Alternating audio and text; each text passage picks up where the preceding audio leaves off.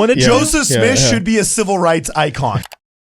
I was confused, and I was like, I literally had a nightmare. I went to sleep because when I Googled it, it showed their little like villages, and it looked like it was like the 1800s, and I was like, bro, no way. Like, I was like, no way, dude. It was like everyone who studies Black history should love Joseph Smith. And I was like, yo. What? Like, it was the gnarliest thing. And I was just like, he's just looking at me. He's like, yeah, I used to go to that church. Always in every era, in every place, watch out for culture to seep into your religion. It almost seems like the anti-Mormons or people that aren't active anymore are so loud. Like, that's really what it is. And I think we're not loud enough. We would have racial equality. Like, absolutely, had Joseph Smith not been assassinated, he had won the presidency. Be the best, you gotta beat the best. There's a lot of context that gets dropped in the conversation and stuff online, but I feel like these three things I'm going to present are really important. Prescription and description are very different, and people legitimately don't know.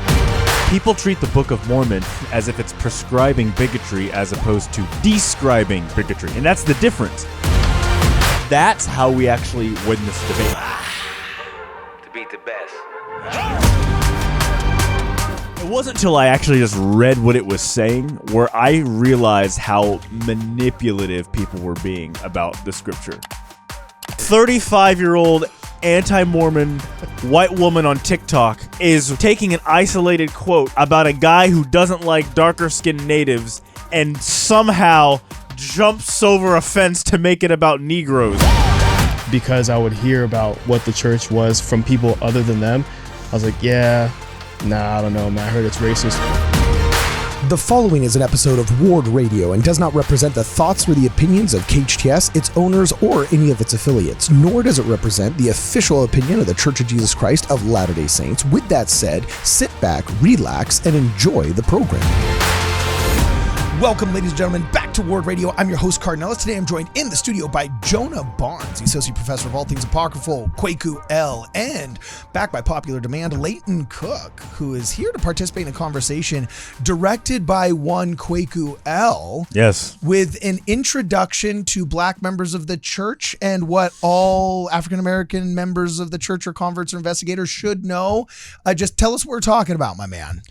Okay, yeah, so... Well, both of our dads come from similar organizations, right? Your dad was a part of NOI, and mine was a part of MST, right? Which is an offshoot rock of, on. So, and we're both, members of the church. So I kind of came up with three things I think are really important for Black Mormons to understand, and especially if you're thinking of converting, because there's a lot of context that gets dropped in the conversation and stuff online. But I feel like these three things I'm going to present are really important, okay? Okay, cool. So the first one is I had so many people bring up, the Book of Mormon, and they would say, the Book of Mormon literally talks about, like, skin curses and all that stuff. So how could you remember? And it wasn't until I actually just read what it was saying where I realized how manipulative people were being about the scripture. Okay, like if someone takes an excerpt of To Kill a Mockingbird, or part was like, "I'll bust up that shiffer-robe, boy," you know what I'm saying? And it's like, which, by the way, if you ever are anywhere and someone uses the reference "bust up a shiffer-robe," just walk away. Oh, that's a real word. Oh yeah, busting up a shiffer-robe, dude. My hair is all. Well, I've never heard that one, but okay, that's a new one on me. It's like this thing where they had him bust a shiffer-robe's like a, I don't know, but it's bust up anyway. So you don't know either. Okay, rock on.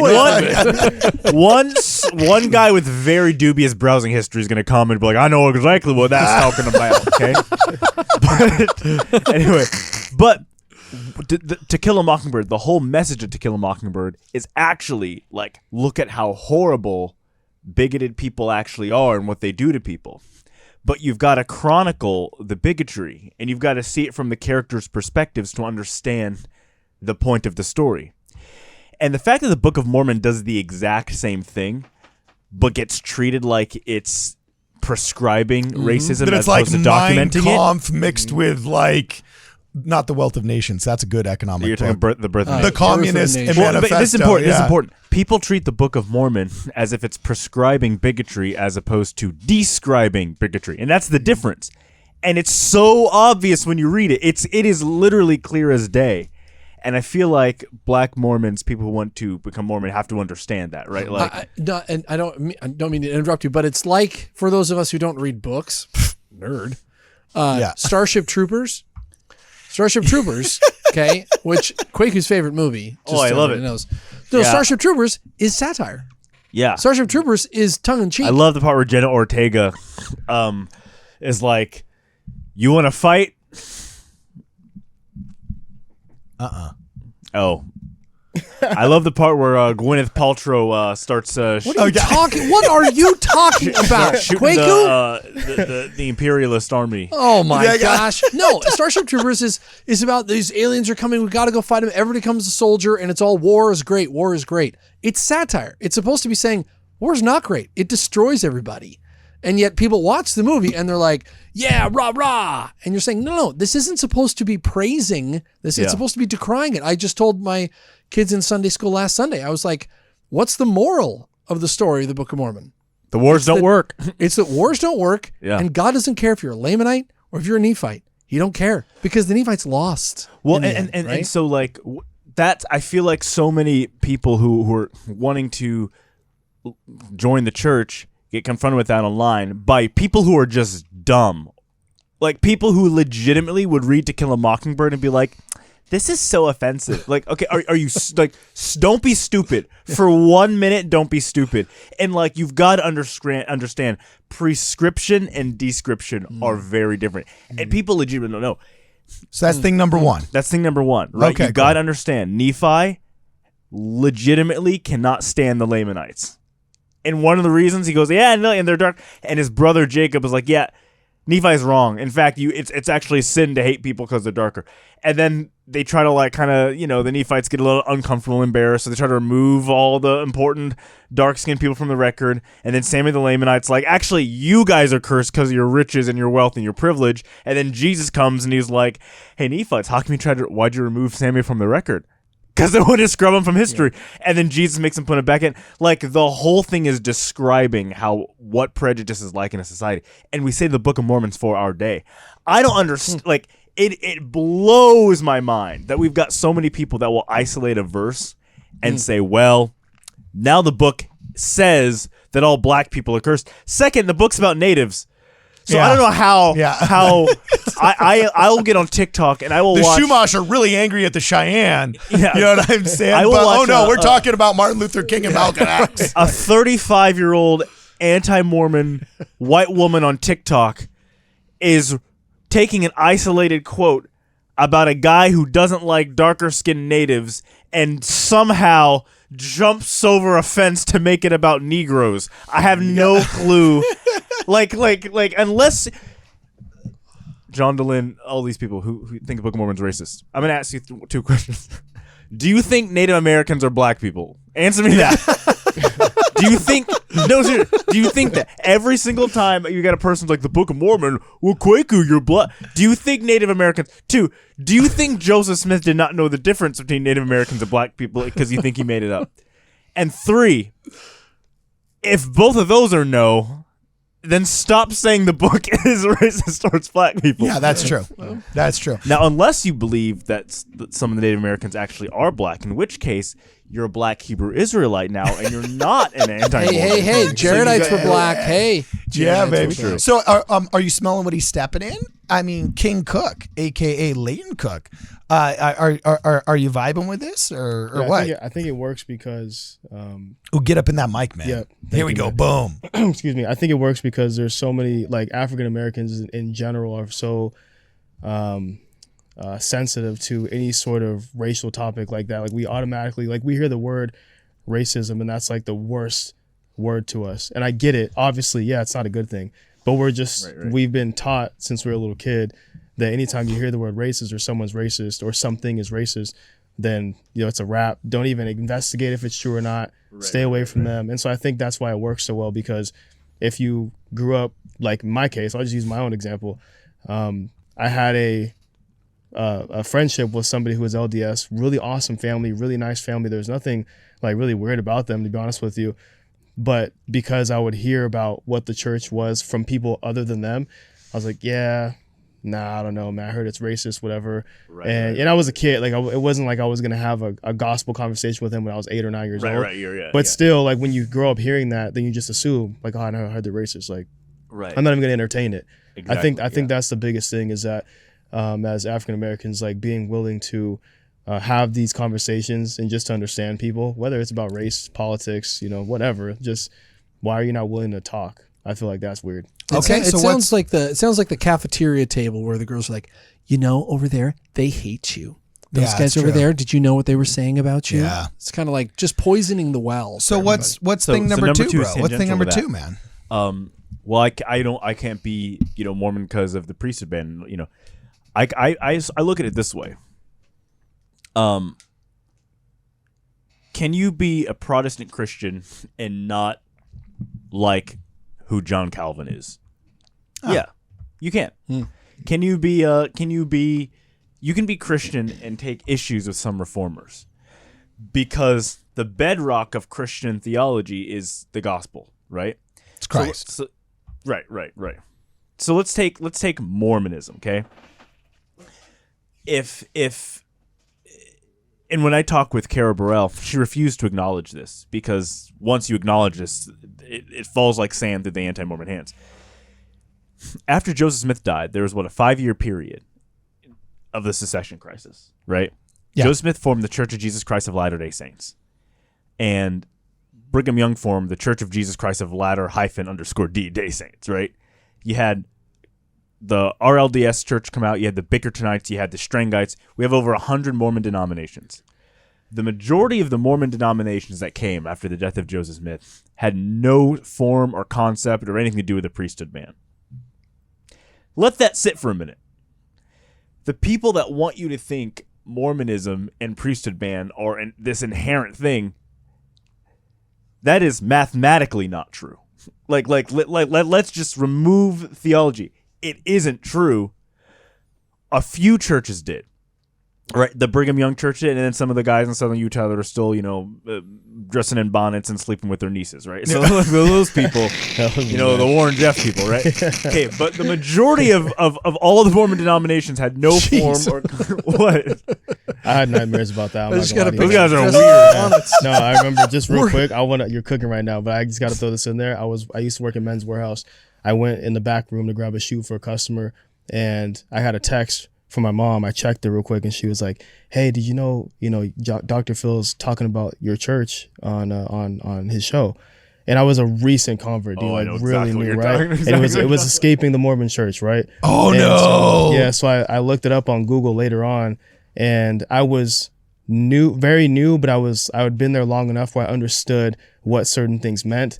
And so when I saw they were doing very similar things, and the wards, like the inside looked exactly like our ward buildings, and certain things that they're like the vocabulary and the things they were doing, right? I was confused, and I was like, I literally had a nightmare. I went to sleep because when I Googled it, it showed their little like villages, and it looked like it was like the 1800s, and I was like, bro, no way. Like, I was like, no way, dude. It was like the creepiest thing. Like, the girls were like, all their skin was covered, and I was just like, this is weird. What was the nightmare? You were in the dress and the bonnet? Yeah, yeah, exactly. That would have been definitely part of the nightmare, man. It was like a dream that I was in that time again, and it was like our church, but it wasn't. Like, it was really weird and some crazy stuff going on. So anyways, there's some weird stuff going on over there. If you ever find yourself in Southern Utah and you meet a man with a beard and no mustache named Nephi, run. I'm out. That guy is weird. Those guys are. Well, no. The Creamery in Beaver, I think, is owned by polygamists.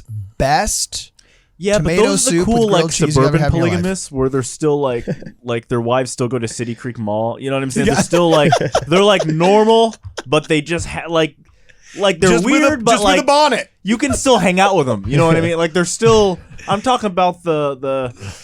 Hello, my children. How you doing here on this mighty fine day? Like, so in Southern Utah, they have the Kentucky accent. Everyone's got the slave auctioneer accent. If I don't like them, I give them all. Okay, so what's thing number 3? No, but that's important. Okay. Because the minute you can delineate, you can say, okay, Mormonism is an ism, which means it's a philosophy.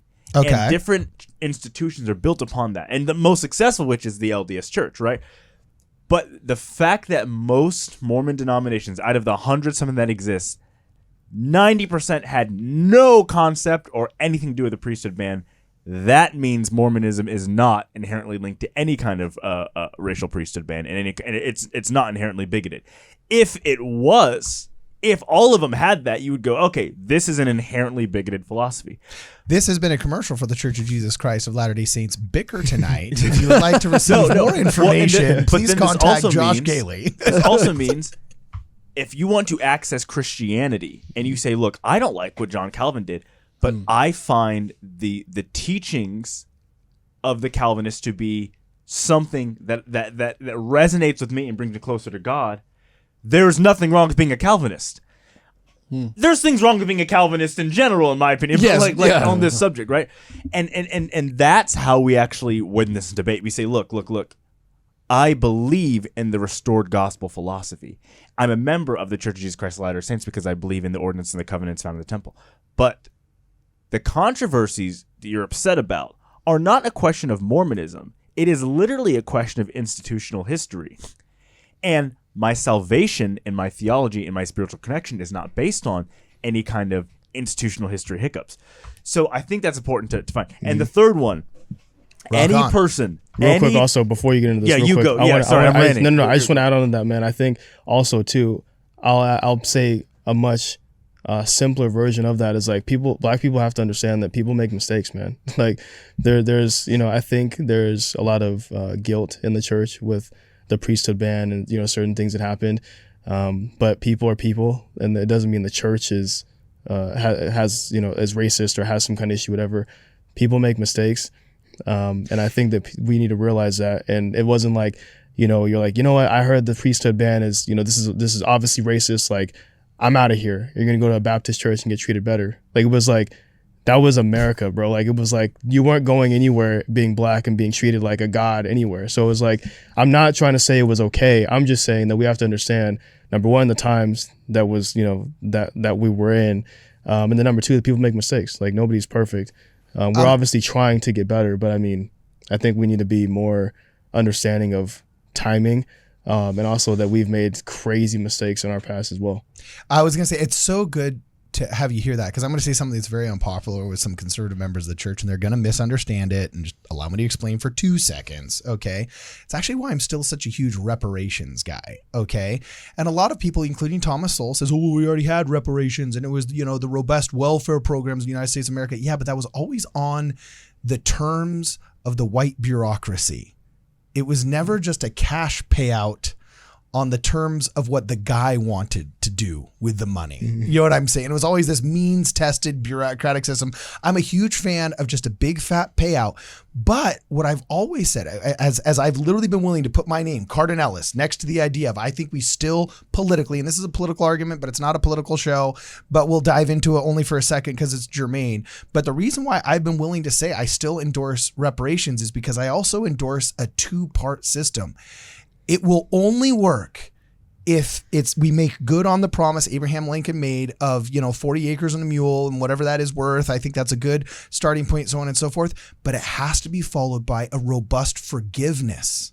Like, people don't realize that the African-American community in North America, reparations will only work if there has to be that payout, that reparation, but the repair, that is the essence of the word reparation, all right, will only work if there is also a massive widespread forgiveness. And we underestimate how much our spirituality as a people actually really matters, and our capacity to love each other. And it's why in the Church of Jesus Christ of Latter-day Saints, you can get guys like Jonah and me in the studio with, guys like Kwaku and Leighton, and we all get along. We're all brothers. We're all priesthood holders. We all laugh about the same crap. And I think there's no organization on earth that has more diversity and the ability to just love each other as brothers than the priesthood body of the Church of Jesus Christ of Latter-day Saints, because we have understood that underlying message of Jesus Christ, atonement, and forgiveness and repentance. So I really think that, there has to be a repentance on behalf of those that did that widespread bad thing, but also a forgiveness of those who it was done for before the reparations will be complete. Does that make sense? 100%. Now, of course, politically, it's never going to happen. So it's a freaking pipe dream. You know what I'm saying? But the point is good. The point is good. And I'm glad to hear King Cook talking about it, you know? Well, and to your point, Cardinal, like, I find this with myself, and this is not something I'm trying to consciously do, but there was somebody the other day that I was interacting with. We were at some social event, and I knew them as their occupation, and oh, he's the dad of this kid. Okay, and that's kind of like, and you talk to them that way, and you treat them a certain way, you ask them questions about who they are and whatever, and then I found out that they were a member of the Church of Jesus Christ of Latter-day Saints, and it was all of a sudden like, okay. Like, Yeah. you know, like you can kind of like relax. Like, I'm not trying to say that like, oh, we treat outsiders bad or whatever, but when you have the camaraderie of the Church of Jesus Christ, I don't ever see people as their race or occupation or where they're from or just these little tiny things. It's like, oh, you're like a brother. Like, okay, cool. And it's a unique, everything melts away. It's a unique cultural ism that really it is very, it's found in all kinds of in groups, but is on steroids in the Church of Jesus Christ of Latter-day Saints. I can't believe I have Oscar winning friends that will just meet me for lunch and talk to me about independent $30,000 independent film projects I'm working on. Like dudes that control 20, 30, 40, 50, $60 million budget movies. And they're just because, oh yeah, I love Carton. You know, he's a good father. He's dedicated to his family, helps out on stupid Elders Quorum projects. Like the access to the talent and friendships that I have through the church because they respect me as a fellow Christian who's trying to do his best is like an access that still sometimes blows my mind that secular people could not enjoy. The lunches I've had just with members of the church that have invited me to things because they view me as a halfway decent member is something people would just give a right arm for outside of the church. And I think it is kind of a beautiful aspect of being a member. So anyway, I veer verbose. Number 3, Okay, last one, yeah. Leighton and Kwaku. So, anybody who, okay, so you know, the age. For me, it was like freshman year at BYU when I started really diving into American history. Because, like, you grow up when you're black, you know about slavery and Jim Crow and all that. But you don't realize, like, the level until, like, you get a little old and you start peering into stuff and you're like, they kicked everyone out of a town in the South and bombed it and then covered it in a lake so no one could. You're like, oh my gosh, you feel like the Confederate flag is actually recent. Yeah, like it wasn't the actual Confederate battle. They made it recently so they could like bully black people during civil rights. Like you find out how much manipulation and how many lies you were even taught growing up, and it kind of you're like what, and so you kind of go on this like crazy quest to figure out all the truth, right? Mm-hmm. So as I was doing that, and I'm also like, you know, in institute, and I'm in, you know, the religion classes. At the same time, I'm like, you're learning about Marcus Garvey and these people, and like and even like Malcolm X, who's kind of like the most badass one. You know, he kind of gets gnarly, bro. Yeah. Yeah, the teachers make us. So Malcolm X was a radical. It's like he was a black redheaded guy that had one picture of a gun. Okay, like, and you're mad about it. It's the best picture It to is come a out really of the civil cool rights picture. ever. Yeah. He was a ginger. He was a ginger. We People at the forget. gas station next to my house just yesterday. True or not true, Ed? In that box of 1099 posters. Yep. Was the bullet or the ballot box with Malcolm X and that machine gun? Was it not the coolest poster out there? It is a cool picture. Yeah, okay, keep going. So, okay, you look, so I didn't know that Joseph Smith, when he was running for president of the United States, his presidential platform in regard to slavery and African Americans was something that Marcus Garvey would have advocated later on. Some of the Martin Luther King wanted to happen. And even people like Malcolm X, he wanted to sell the federal land some federal land to Europe, take that money, purchase all the slaves from all the slave owners to avoid a war, purchasing their freedom, and then designate an area of the United States to all the freedmen and finance it to build up their society. Like, this is literally like... Yeah, you never hear about that. It's like, this is what Joseph Smith wanted. Yeah. Joseph Smith should be a civil rights icon. Like, it's actually insane. And then you think, wait. This is the founder of Mormonism had this whole plan. Joseph Smith pretty much directed the plan so Nauvoo would accept parts of the Underground Railroad going through. I mean Joseph Smith and this plan Wait, was is that true? I've never heard that one. Yeah, he before. wasn't around for it. But he helped to plan this, you know. So you look into what people always find that one who's like, if I had anything to do with the Negroes, I'd confine them to their own species. And you realize that's 19th century talk for confine them to their own species is literally like they would say that about redheaded women if like the sun is too hot. It's like confine them to their own species, meaning literally keep them inside. That's like just get 19th thee to a century nunnery talk. or what? Okay. It's 19th century talk for like keep like It's how they talked. yeah, it's like it's as black as Egypt. Like, what does that even mean? He said that a couple times. Okay. Like, what does that mean? It means it's dark, and apparently, because the Egyptian tombs without torches were extremely dark. Yeah. Anyway, 19th century idioms people are trying to make weird, but you actually and look modern, at what he yeah. wanted, and you go, "This is the stuff all the civil rights leaders were saying. We need to do this. We need the actual reparations that the civil rights leaders talked about." Was stuff if Joseph Smith got his way, everything would have been better. Like every single black person in America's life, we would have racial equality. Like absolutely, had Joseph Smith not been assassinated, he had won the presidency. And when you really examine that and think about that, you go, wait. A guy from a family in a town that everyone else didn't trust, okay, who had some different religious views than everybody else, and they got mad about it. Publishes a book with a narrative of racial division to show that actually a racial division will destroy a country and everybody loses.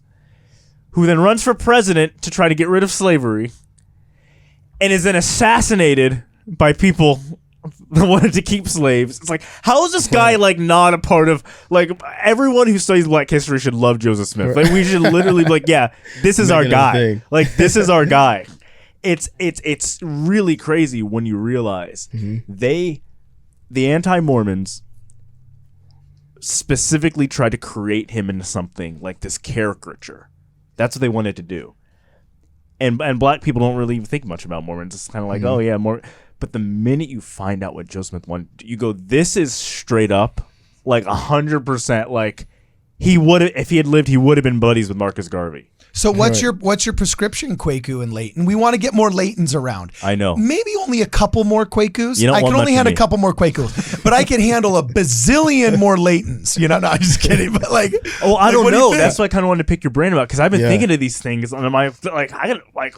This is insane. Like people have to know this, you know. But like, So what do you do with it? I think. Well, number one, I think this episode alone is going to help a lot of black people that either investigate or even existing members. One thing I'll say is I found your channel originally as a investigator, but I still followed up again when I was having it was about a year or two into my conversion, and I was having issues again because I never really got the answer of the whole priesthood ban, and even like a year or two in, only seeing one other black member, like I was still struggling with not really seeing anybody else that looked like me, right? And so I kind of struggled Chino again. Hills, like Yeah, that's true too. That's true. I need to go to a ward in Compton or something. That's I have like to have it's those. kind of like going to like Yorba Linda and being like, No, so for real. where's but like in my mind, I was thinking like, yeah, like I should see, like that makes sense. I should see more. And then on top of that too, because when I started going to the church, I guess this is important to add, I was going to the Spanish ward. My wife and I got really close because we were spending a lot of time. She would help me with my Spanish. I started learning before I met her, but then that took it to the next level. Rock on. When we take like little Spanish lessons, right? And so when I first started learning about the church, I went to the Spanish ward. Obviously, you see a bunch of different, Mexican people, and you have people from Venezuela and Colombia, and I'm like, well, they have their own ward. Like, why don't I see anybody else? It didn't make sense to me at the time. Wait, are you suggesting we have like a black person? Yeah, more? dude, we need that, bro. All right, so we're gonna need some more people to we got to start this. It starts the here. music? First thing that improves is the music. Yeah. Right out the gates. By the way, the second you make a black person ward, all the white wards just dissolve immediately because nobody wants to go to those ones. You know what I'm saying? And then all of a sudden you've just reintegrated all of the white people visiting the black person ward. So that's why it would never happen. And so but seriously though, I think that there's a lot of that where a lot of black people are kind of hesitant because they don't see enough representation. Right. But then how do you even start? How does the church become more I guess, inclusive if no one starts, like that one person doesn't go, and then, the next person doesn't follow them, and the next person, like if no one's going to go in, like I don't even want to entertain it because I heard this, I heard that, it was racist, and this Joseph Smith guy, I watched that South Park episode, whatever, then how is it going to grow or expand? Or, you have to have an open mind and be willing to entertain. And you have to also ignore some of the comments you'll read on these YouTube videos. Yeah, for sure. That's major too, man. When I was fresh in, people were like, Joseph Smith was a slave owner. And they're like, well, yeah, Joseph Smith had slaves in Utah. And it took me 2 years to realize he never, literally kind of not even true. Like nothing Right. sort of like that. He didn't live in Utah. He It's fought the power against, of accusation. Yeah, he was an emancipationist, full on. It's like, so yeah, you kind of, people get an idea and they're told Mormon's racist. Here's some stuff Brigham Young said. And they go, Brigham Young is Joseph Smith. Joseph Smith is Brigham Young. Book of Mormon says skin curse. That must mean black people. And you're like, but you've got to take a step, like breathe for a minute, actually examine it. And you find that it's beautiful, beautiful stuff, and also Joseph Smith and Brigham Young aren't the same person.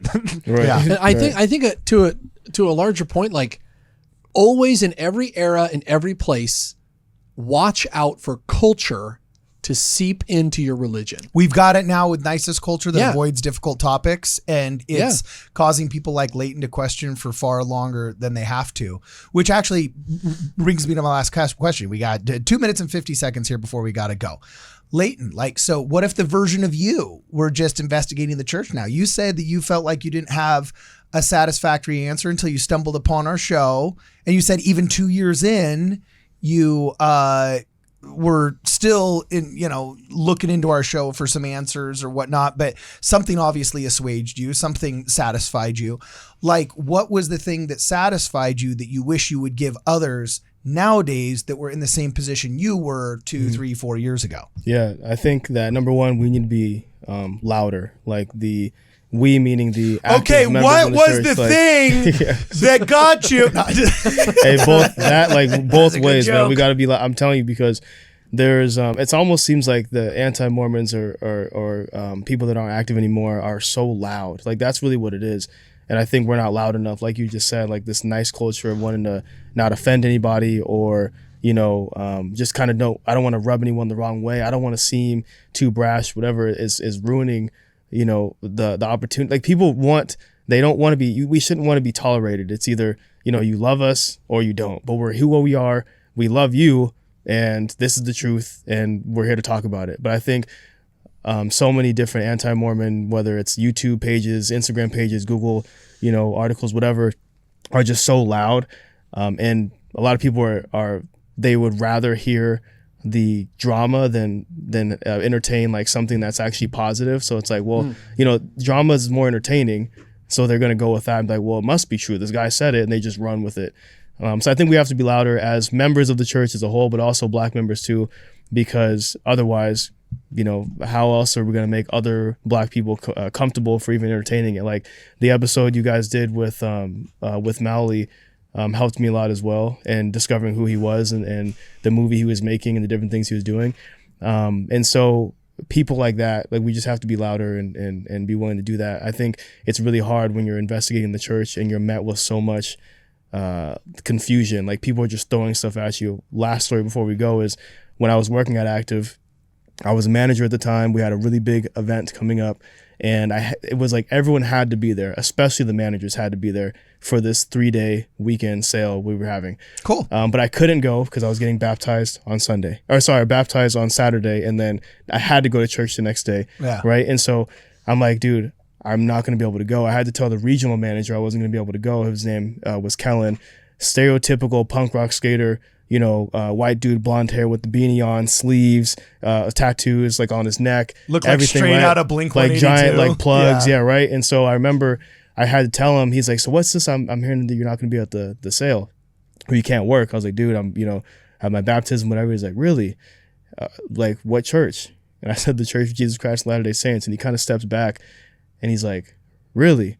And I swear to you, he rolls his sleeve up. He had a long sleeve shirt on, and he rolled his sleeve up, and in the middle of one of his tattoos, he showed me a book, and it was the Book of Mormon, and then right below it was crossed out, by the way, and on the bottom it said, "Cool story, bro." And I was like, yo. What? Like it was the gnarliest thing. And I was just like, he's just looking at me. He's like, yeah, I used to go to that church. What? And it was the most awkward interaction ever. And my other colleagues were standing there. And I'm like, dude, this is wild. Like I felt defeated, man. Like I felt really weird. I felt weird being around him for a little while. By the way, but there's 5 ex-Mormon, anti-Mormons in Sugar House right now that just made an appointment at a tattoo parlor. You know what I'm saying? That are just giving the idea, man. Yeah, That's weird. Yeah. Dude, it was the weirdest thing ever, man. It kind of like, it discouraged me a little bit, but it wasn't enough. It's like I said, that feeling that I received and really knowing that answer that was true to me was like strong enough to be able to overcome that, and whatever I had to deal with, I was willing to do so. But yeah, that was a really awkward situation. So I think a lot of people who are investigating the church or hearing about the church, they're met with a lot of that people are just ignorant, they don't understand, and they're the loud, minority. The things we you gotta speak can up. do to Mormons that you would never dream of doing to Muslims or to Jehovah's Witnesses. I mean to Jews. Yeah. Well, You know what I'm we're saying? being too Yeah, nice, so let's man. take the Quran and cross it Right, out and then right, say, right. cool story, bro. Yeah. And then wonder why, maybe, I don't know, my Middle Eastern friend looks at me like, Yeah. you know what I'm saying? Not So- letting that fly. Yeah. Yeah. All right, man. Well, thanks again for hanging out with us. Leighton's awesome. If you guys want to check out more about him, you can check him out at King Cook on Instagram. Here's his socials right here, so you can check him out. Sweet. And let us know what you guys think. If you have any black members of the church, are you smelling what Kwaku is stepping in here? Is his 1, 2, 3 punch the 3-punch combo that you really think we're all looking for? And on a scale of 1 to 10, how helpful was Jonah in this podcast? Just let us know in the comments below. And as always, for this and more, please check us out at wardradio.com.